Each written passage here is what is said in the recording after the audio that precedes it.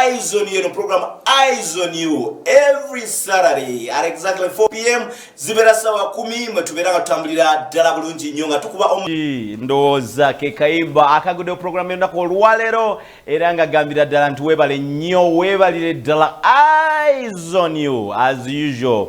It's a Saturday, ladies and gentlemen, wherever you are. Thank you very much for tuning in. Era nga menabagenda okuba mutambula naffe olunaku olwaleero mbeyanza. Come on board, come on board, come on board. And we let go tutandikire ddala nti tuba tusimbudde Eyes on You every Saturday, the film, the history and the journey. Tuba twogera ku ebyo ebikwata ku muyimbi ebyaliwo ebiriwo n'ebirijja. Oba oyinza okugamba nti tuba twagala okufuna omuyimbi oyo tumuteeke mu ddiiro lyo, tumuteeke mu kisenge kyo, tumuteeke mu dining table yo, omumanye. These are your role models, these are your celebrities. What do they do? What do they do in public? What do they do behind the curtains? Tuba twagala byonna tubisosoto tubireeta. Nti wali mulala abireeta, the one and only Semakula Soda, experienced media geno. Era nga gamba nti bajjena abasookawo abaliwo naffe abali tusangawo bwe tutyo bwe tukola.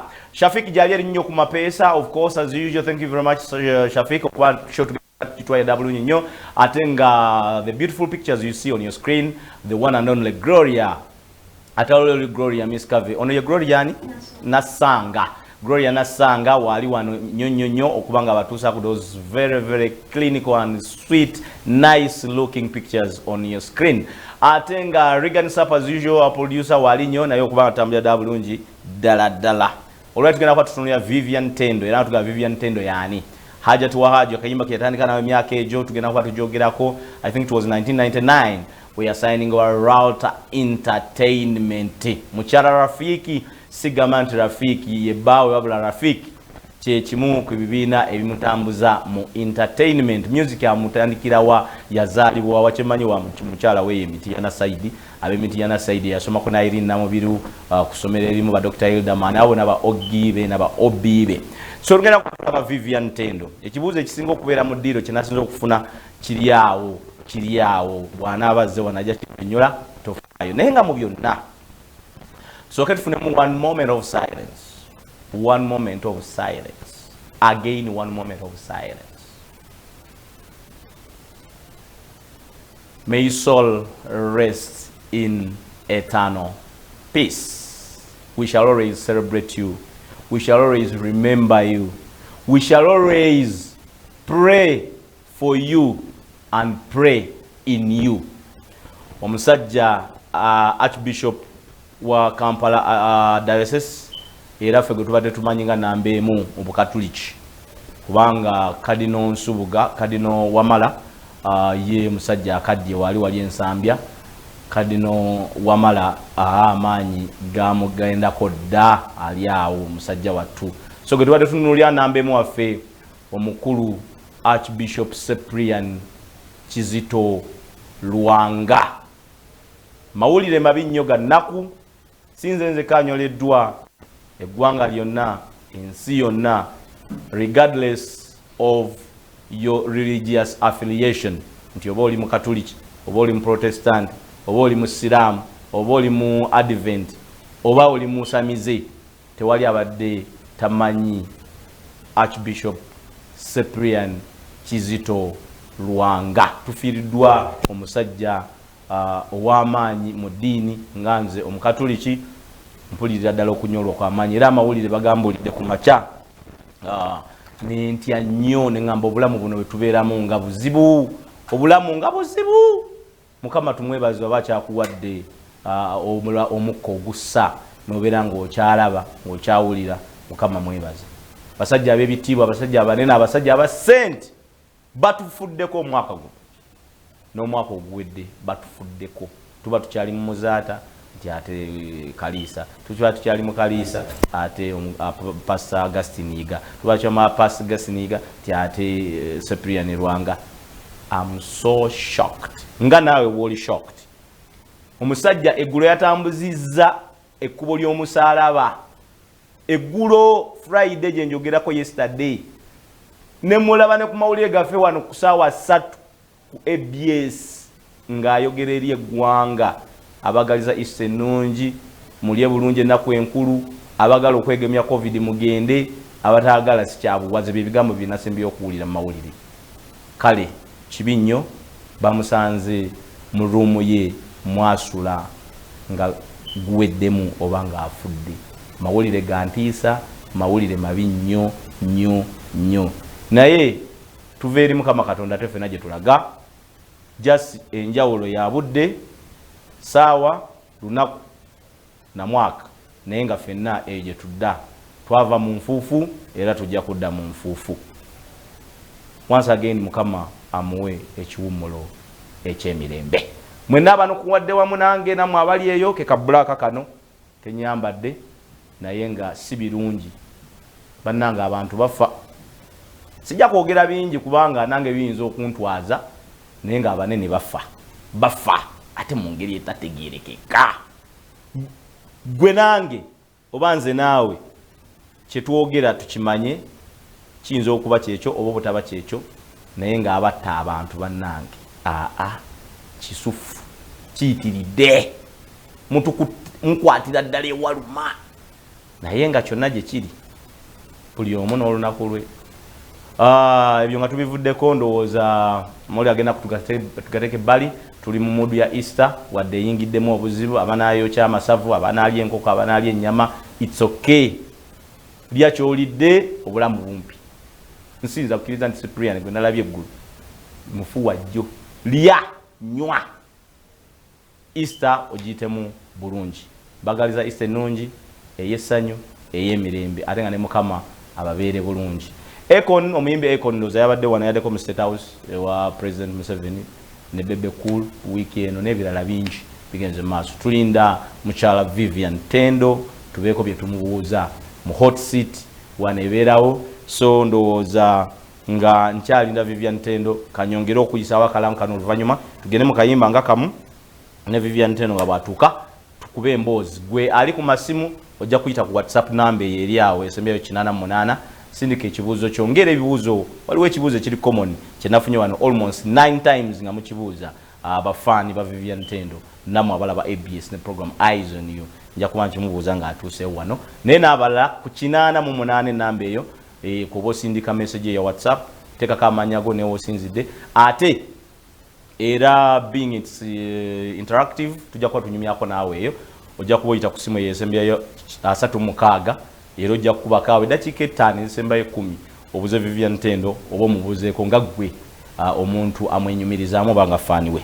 Kati awe tugamba nti gwayagala ogendako ebweru okukola ku mirimu egy'ensimbi ofune ku nsimbi enzungu yeno yesaawa owulirize ate ne wali ewasemba yakuba nkwongera akalimo kano ak'ebweru nga gamba nti Jobline Consultancy Uganda Limited abo be batudde wali enaalya opposite naalya SS oba essundiro ly'amafuta erya Shell naalya waliwo ne boda stage buuza office za Jobline Consultancy Uganda Limited abatwala abantu ebweru era nga bano beetaaga ba cleaners beetaaga ba waiters beetaaga ba cargo loaders abatika emigugu ku kisaawe era funako chance ogende ku bisaawe ebyebweru funako chance ogende okole mu hoteli ez'ebbeeyi funako chance ogende oweerezeeko mu hotels 5 star 6 star eziri Qatar, Abu Dhabi, Dubai.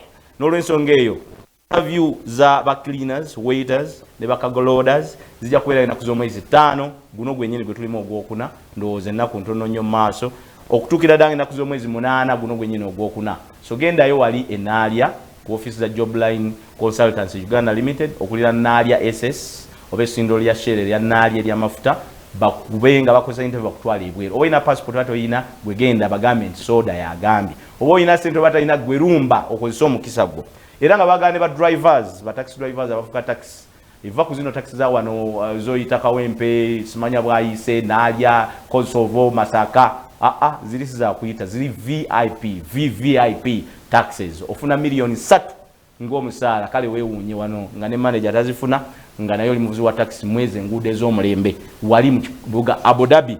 N'olw'ensonga eyo interviews z'aba taxi drivers zijja kubeera ennaku z'omwezi 9 ku nnaku z'omwezi 11 guno gwennyini gwe tulimu.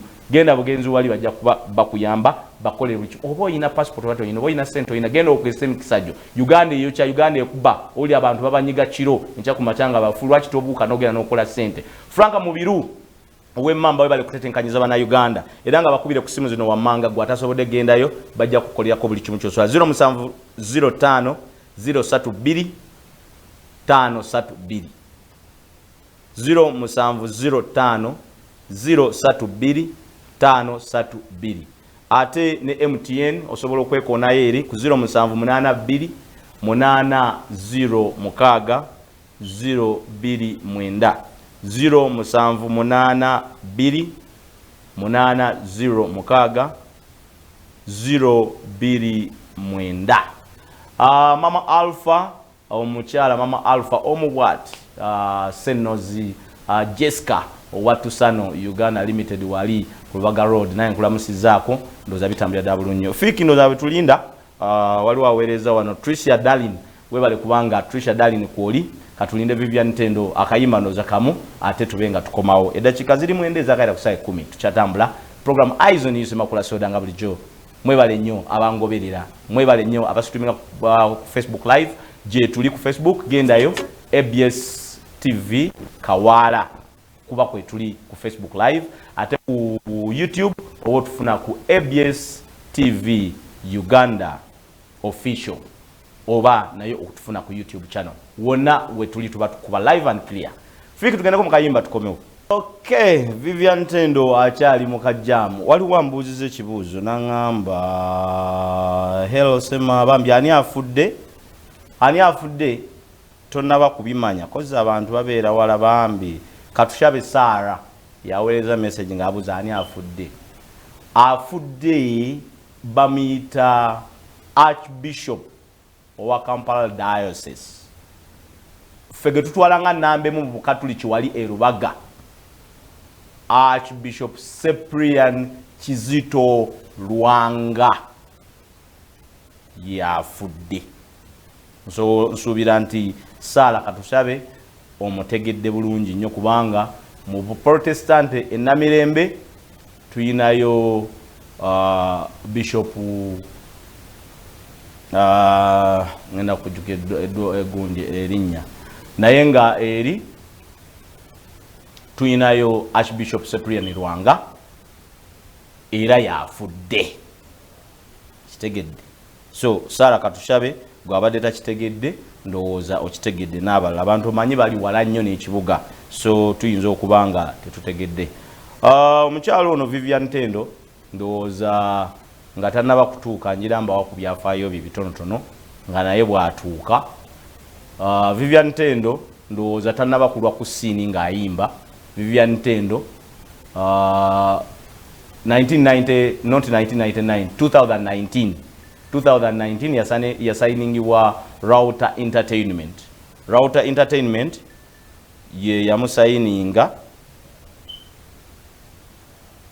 era angambye jam is too much mbade na bano ka message ye yamusayininga ngera omukyalo oyo ayina oluyimba lwa Hajatu wa Haji lwe yakuba nga Router Entertainment bamwandikira oluyimba olwo lwe lwamuleta ku scene omukyalo oyo taluddeewo nnyo naye ekikulu kya byonna nti ate mu myaka okuva 2019 2021 gwe tulimu oyinza okubala nti emyaka ng'ebiri n'ekitundu lwali ku siini naye ate muyimbi w'amaanyi era Vivian Tendo olw'empisa ze n'engeri gy'atambuzaamu ebintu bye oyinza okugamba is one of the celebrities gotasangasanga nnyo mu bifo mabaala restaurants mahoteli nga bana bayimbi abalala bojjo basanga buli wamu so ayina engeri ebintu bye byabikwatamu kyembadde era kyenjagala omubuuza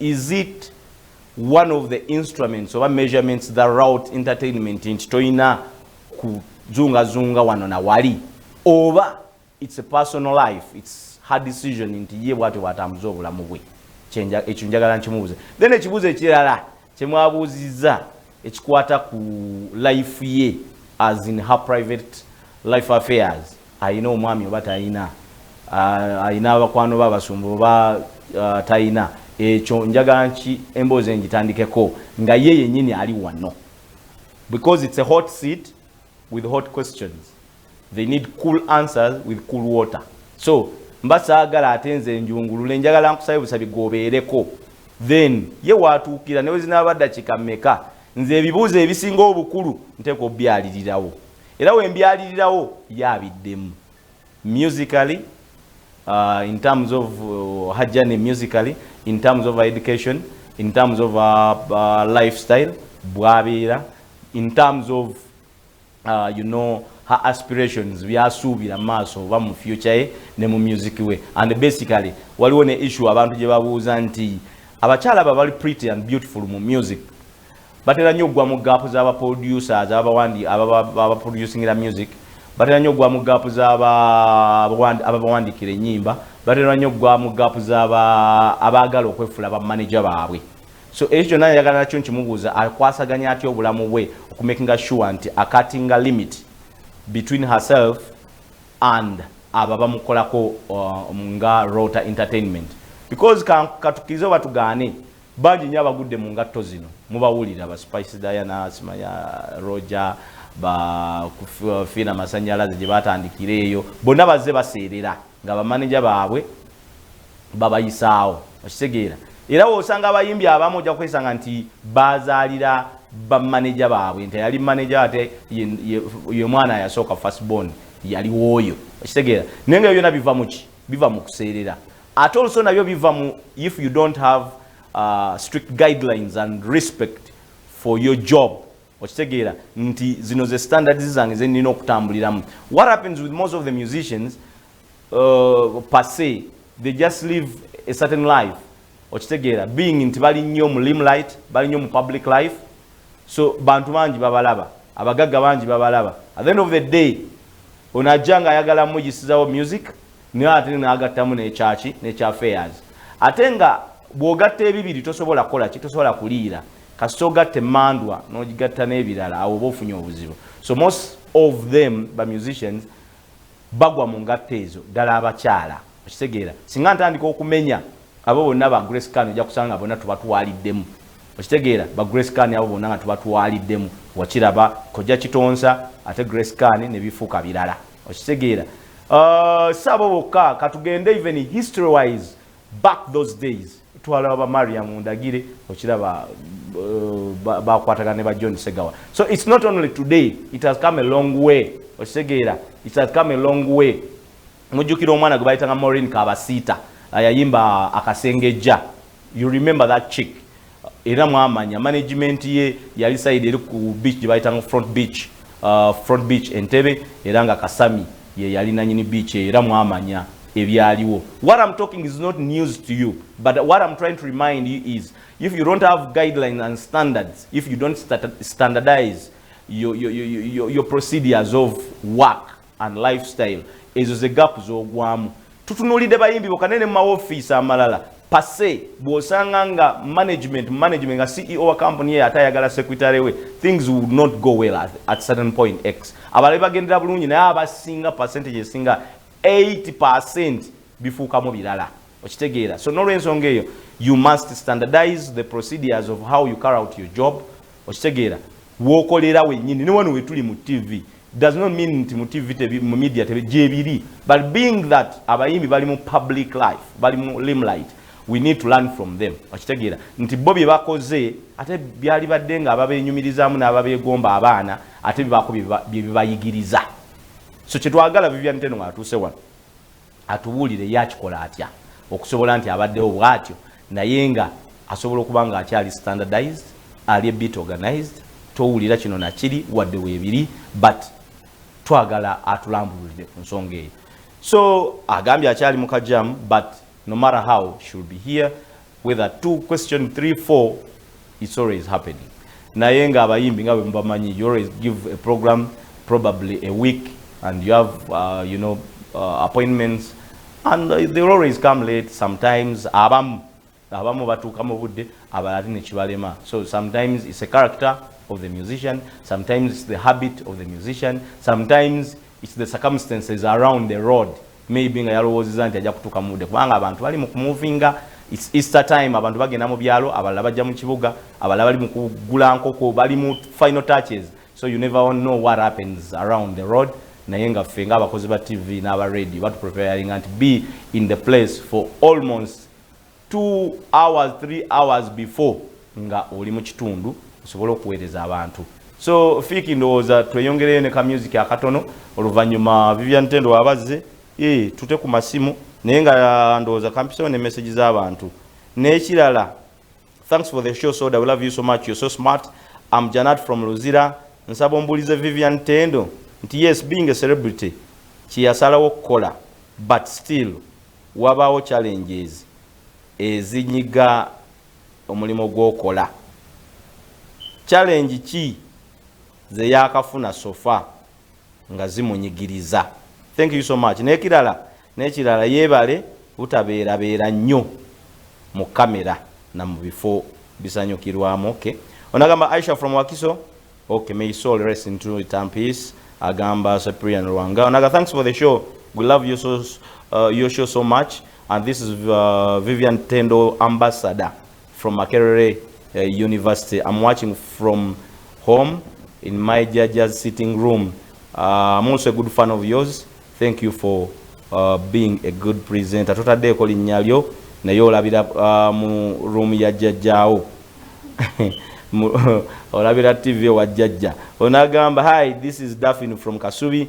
Vivian Tendo bamuzaalawa probably ajja kuba tule naye kyemanyi bamuzaala mitiyana nabala. This is Zaina from Massachusetts, Boston, America. Naga, I'm streaming live from America. I enjoy your show and please ask for me Vivian Tendo, who is his boyfriend. Okay, onagamba onayali ku Facebook is in Saudi Arabia. Evelyn Nanziri from Saudi Arabia. Thank you for the show. We always stream from here in Saudi Arabia and we love ABS so much. Pastor Andrew Jengo mutulabire omutubuulize nti baba ina nkolagana ki ne Vivian Tendo. Okay, Evelyn Nanziri okuva Saudi Arabia tujja kuba nawe tukuddamu. Abantu no Gloria baliko ba streaming live from the diaspora. Anyway, Fik tugendeko we tugenda oluvanyuma tukome ogwereza obakabo nja kuba mbusoma nga Vivian Tendo n'ekibuuzo bwejja nkimubuuze ne masa tukwateko masimu tugende maaso ne program mpola. Alright, bamuyita Vivian Tendo. Abayimbi go bazanyisa wanga alinga yakigudde kwa leero nti naye Vivian Tendo ebibuuzo bibiri wano bikulinze ndowooza ne message nga batusoma. Waliwo abuuziza wano nti no NK Spencer nsaba kumbuuliza Vivian Tendo, nsaba kumbuuliza Vivian Tendo nti manager eri mufumbo bwaba Vivian Tendo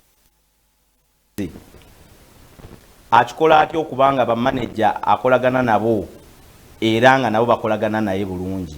Ekibuuzo ekyo ndowooza wana anakiddamu. Fiki ndowooza tugendeko mu bulango tukomewo tulabe ba Vivian Tendo n'abatuusi. Eyes on You, no program Eyes on You every Saturday at exactly 4 p.m. zibera sawa 10 mwetubeera tutambulira ddala bulungi nnyo nga tukuba Vivian Tendo namugambye ekintu kimu nti jamu ojja muuliro we Kampala. Nze kyovola naye nakulira mawanga agebweru nalabira ddala nga abasajja bazimba engulu balina zi flyover kati Vivian Tendo kamubawe ku line ababuulire omanyika tofira ku bbala limu kisegera tekikulira ku bbala limu. Waliwo omuvubuka mpeereza message naye totaddeeko linnya lyo naye ng'oyogera ku byonna byogenda okwogera gambe kanteke wano Vivian Tendo ku line ababuulire. Vivi wanje oli otya? Ndi bulungi mpozi gwe. Kyogamba nti Route Entertainment yo yabayigiriza obutakwata budde. Nedda budde bwoti bukwata naye leero ndi obuzibuzibu. Mungi. Gwe tewategedde nti abantu bali mu kugula bya Easter.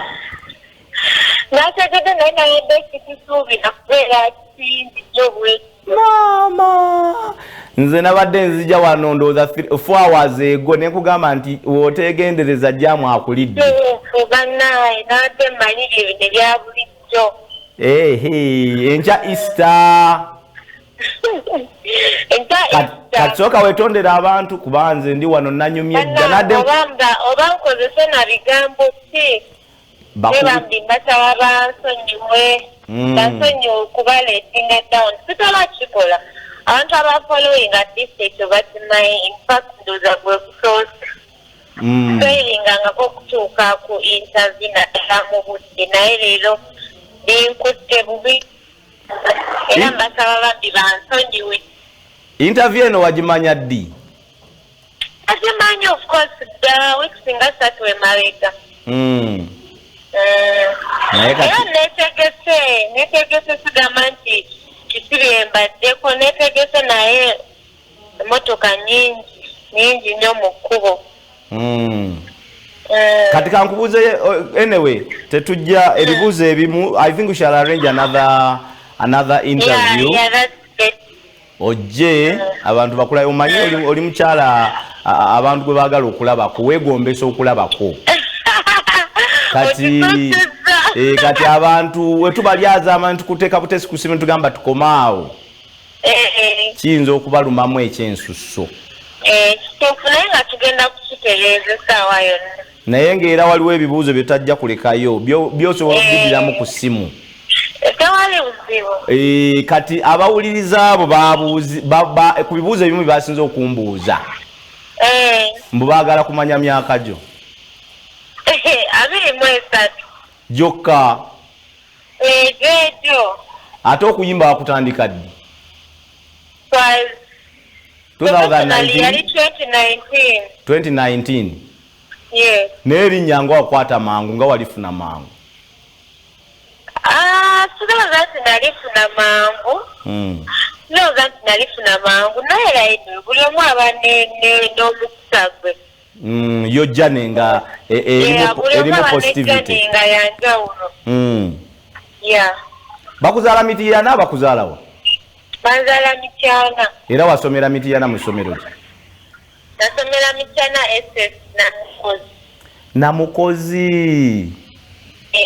Kati abe Mityana SS Namukozi bonna ba Obibo ne ba Ogibo. Bonna. Hildaman wali naye? Twasomera ku ssomero limu naye ne Irene Namubiru. Abo be bantu bammwe. Kati ekibuuzo ekirala kye basinga okubuuza. Omanyi wano wabeerawo akatebe bakayita hot seat. Keetaagamu kabeera ne hot questions nga keetaaga cool water and cool answers. Zakosikatia. Tokatya. Ozaamu amaanyi. Babuuza mbu at 23 are engaged. Do you have someone? Am I engaged? Nze sirina mpeta ku ngalo yange. Anti era nabo kyadde babuuza. Kuba tebakulabyeko. Bajja kundaba essaawa yonna. Tekuli mpeta? Tekuli. Oli singo? Ndi awo. Oli awo oba bayitawo batya. Nawe toli sure? Nange simanyi oba bayitawo batya. Oba oli ku trading? Tolina linnya naye nga wali awo. Tonnaba kuba sure olina oba tolina?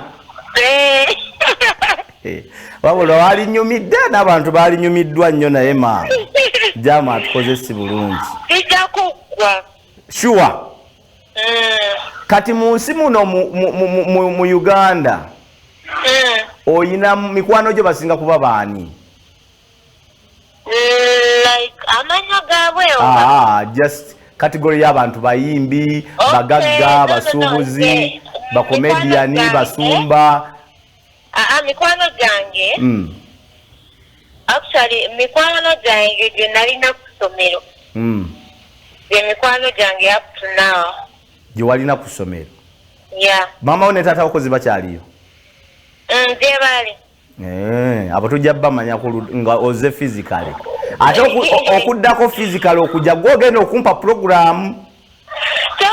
nti Saturday bweti njagala nzijje era nze njo program kolo gogeno giweereza obindekedde nga nze mwendi naye nga gwaweereza nga gwe lead presenter takabi nga gwe ng'ebibuuzo nze mbikuwe obyebuuze nga bw'obiddamu nze nga ndiwo bantu babulira nti yes ekyo kituufu oba si kituufu kale nja kubeerawo kati gwe mpa lunaku lw'onajja ojja kumpa olunaku lw'onajja kale kati ogambye mikwano gyo be bali bewasomanga nabo toyinayo mikwano gyo kika ky'abantu mikwano gyo balala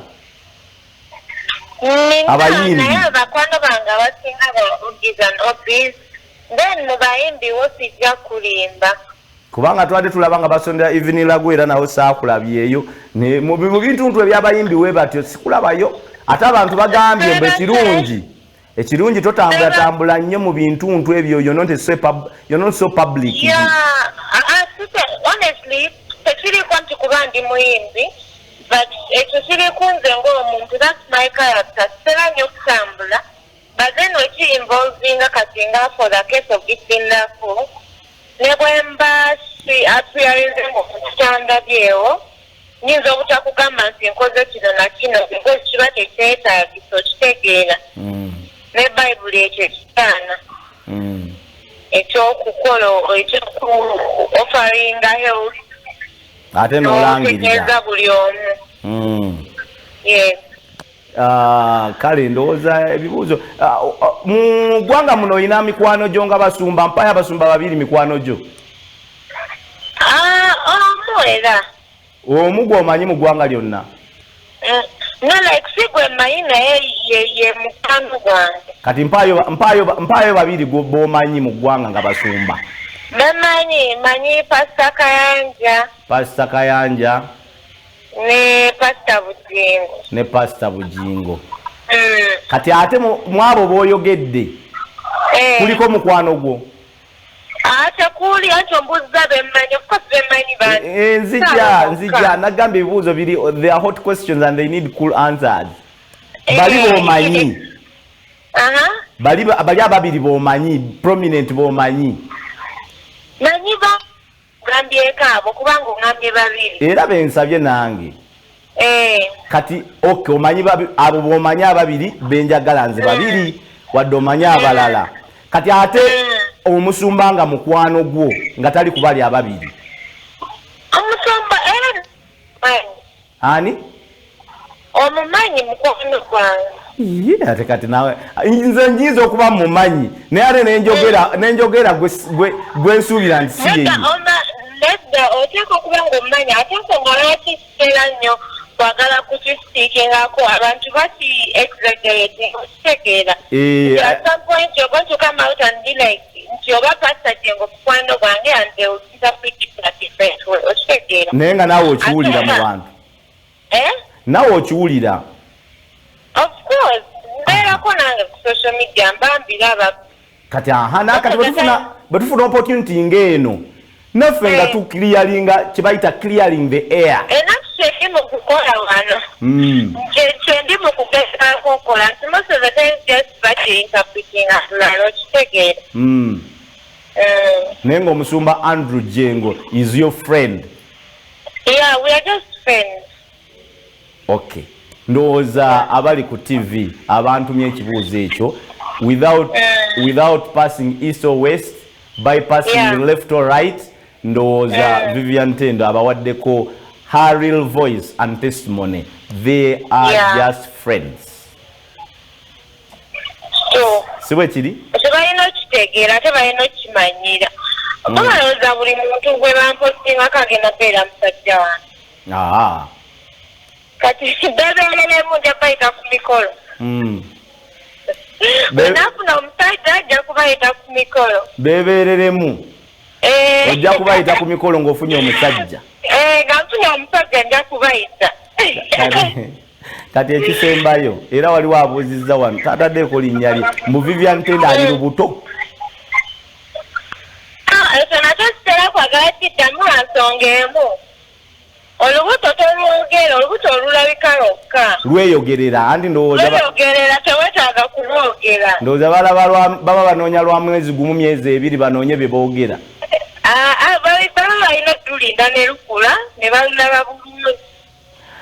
Vivian Tendo, kale ebigambo bye bisembayo kubanga sikufunye naye. We would have enjoyed a very, very nice interview with you, but the jam of Kampala is always like that.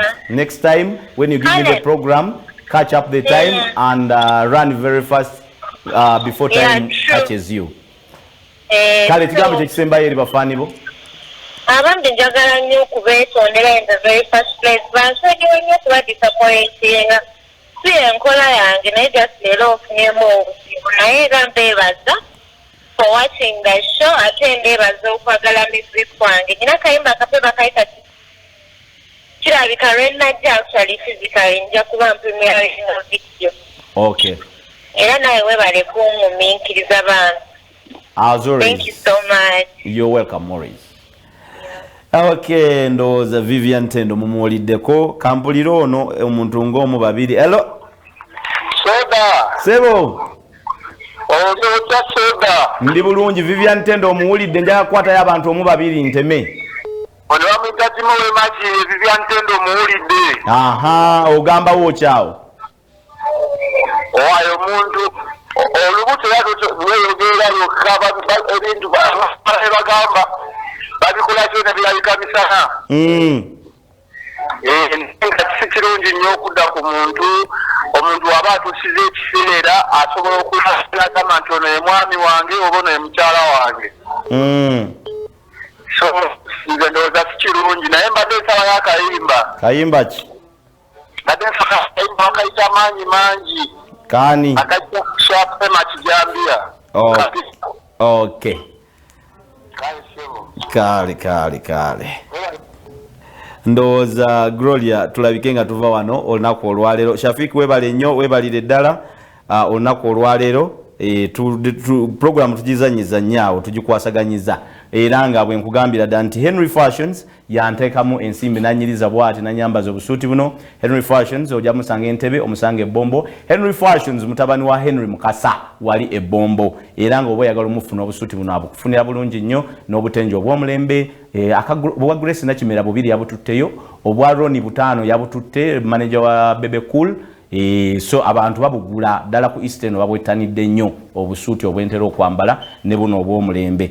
Mukubire ku 0704 80 79 5 0704 80 79 5 era nga nawe nkugamba bugambi nti gwayagala ogenda Abu Dhabi okola emirimu ofune ku sente enzungu. Bayitaga baklinza bawaiters ne bakagola orders wali enaalya okulirana office ya Jobline Consultants Uganda Limited opposite naalya SS oba essundiro lya mafuta lya Shell naalya woba otuuka obuze Jobline Consultants Uganda Limited offices zaabwe bagenda kuba bakuwa emirimu. Ate beetaga ne ba taxi drivers abagenda okuvugira emmotoka Abu Dhabi mu kibuga eky'omulembe. Woba tobasanze obanga ogenzere toba toyina ssente oba oyina passport oba toyina gwegenda ku offices bajja kukolako oba bakubire ku simu 0705 032 532 0705 032 532 oba MTN 0782 806 029 0782 806 029 beba Jobline Consultants Uganda Limited. Franka Mubiru we mamba webale kutwala abantu weru. Nolensonga ya Maurovia. Next week we catch you. Tujakuwa tulaba omuyimbi gwe tuleta. Gloria, thank you very much on the camera. And of course, Shafik as usual, and producer Regan Sapp with the entire management of ABS. Omusumba Andrew Jengo, Omukulu Innocent, Omukulu Aisha, Lydia, out of here, love you and bye. Eyes on you, the program Eyes on You every Saturday at exactly 4 p.m. Zibera sawa 10 mutubera kutambulira ddala bulungi nnyo nga tukuba